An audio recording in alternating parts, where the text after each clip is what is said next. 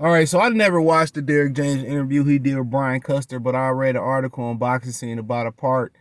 He said that Terence Crawford has an uneducated perspective about himself and about the business of boxing. All right, he goes in there and he says that Crawford didn't build his fight up with I'm paraphrasing.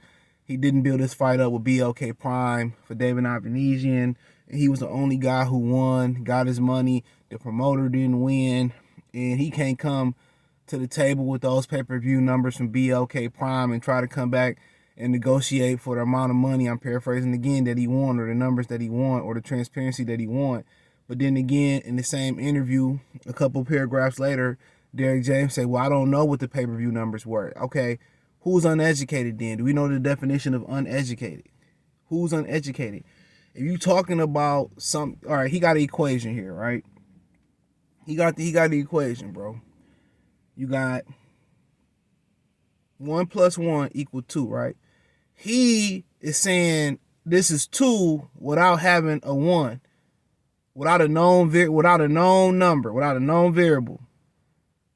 You know, that variable can be 5, -10, it could be 20, it could be third to the second power. So you understand what I'm saying?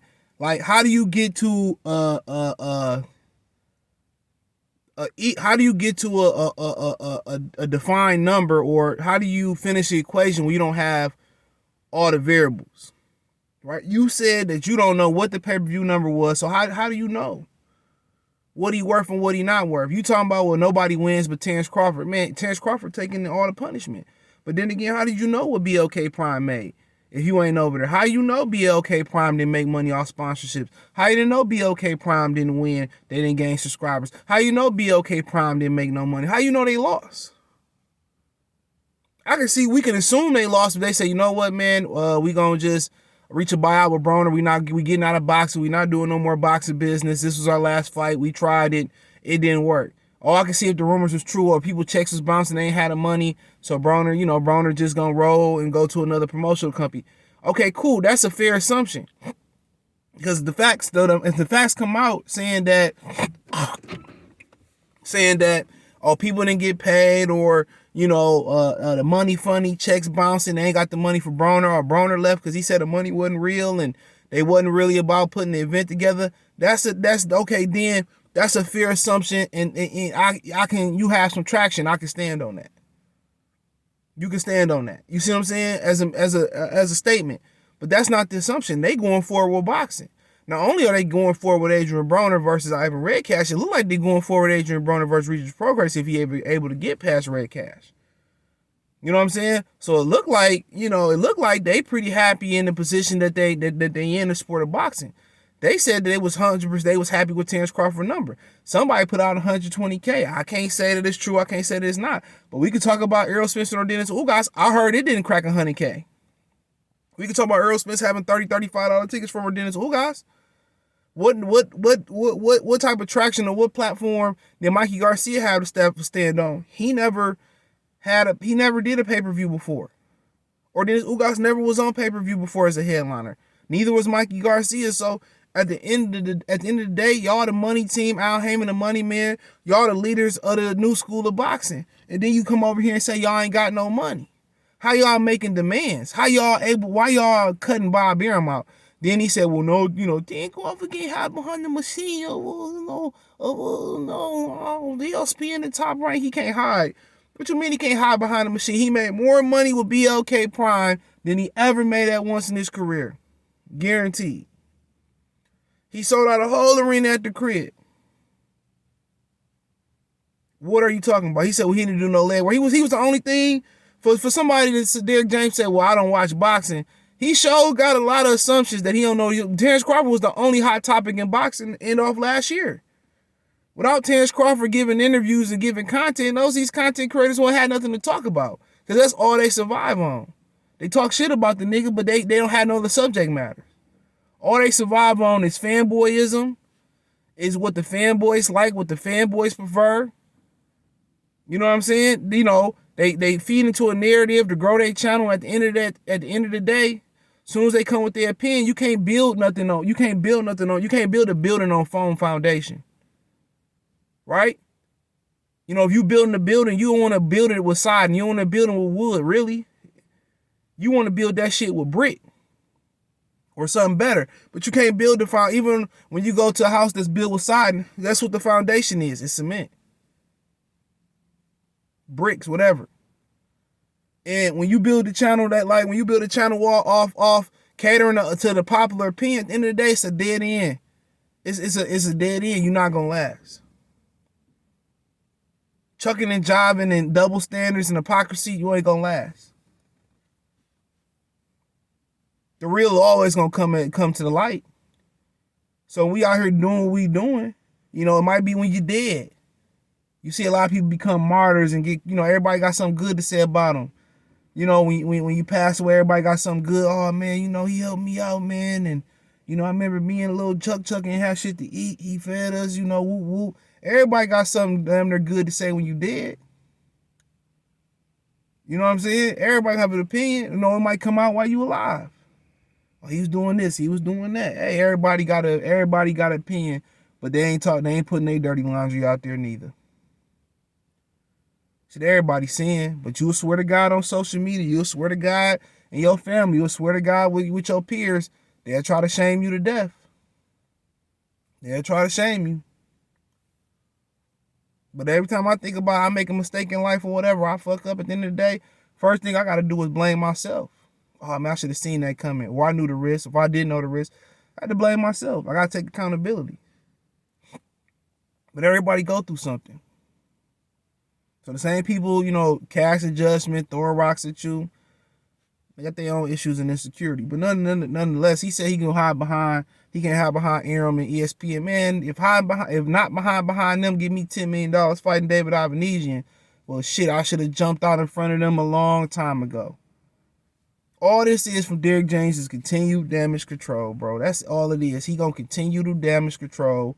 He gonna continue to, try to push it near that. The fight gonna happen. No, it's gonna happen. I don't think it's gonna happen. You just looking like, bro, why the trainer coming out here saying something? For one, he said he don't watch boxing because he in the gym all day. For two, you don't know the numbers. You don't know the pay-per-view numbers. You talking about, well, the promoter didn't win. What do you care about the promoter winning for? I don't care about the promoter, man. First thing I'm worried about is my pockets and putting food on my table and putting my kids to doing whatever they want to do. If it's college, trade school, start a business, take over a business, if it's build Legos, if it's, so they have heat, water, that's the first thing you worry. I ain't worried about the promoter. They had a lot of chance to talk about the buffer and negotiations. They had a whole opportunity to talk about that. Why am I concerned about another people? Why are they concerned about Al Heyman pockets? Why are they concerned about TGB pockets? When the promoter lose, how we know the promoter lost? I ain't heard the promoter complain. As much money as Al Heyman and them losing on y'all, you should be the last thing to talk about. Al Heyman at the point where they putting the non-pay-per-view fights on pay-per-view and it's coming out of his own pocket. They losing money on y'all. So way about calling the kettle black. Tim Smith came out and said we just don't have the money for Terence Crawford. First it was come over here and get rid of Bob, but then it's get rid of Bob. You need Bob. At the end of the day, all this is shuffleboard. All this is flip-flopped about it more time, and y'all been out of time. The truth been out there. I put the truth out there. Time put the truth out there. Everybody know the truth. Baby mama boy done converted. Oh boy, barbershop, Fred, he converted. It don't mean I'm forming an alliance with them jokers. No, not at all. But it's something that I've been knew for years. When I learned the truth, I said the truth. Some people didn't like it, so be it. You're going to go through life all the time, somebody not liking what you say or do. Sometimes I like just to push people buttons. Why not? But the truth out there. And Earl, that call when people get off my back, he hear everything, bro, and rightfully so.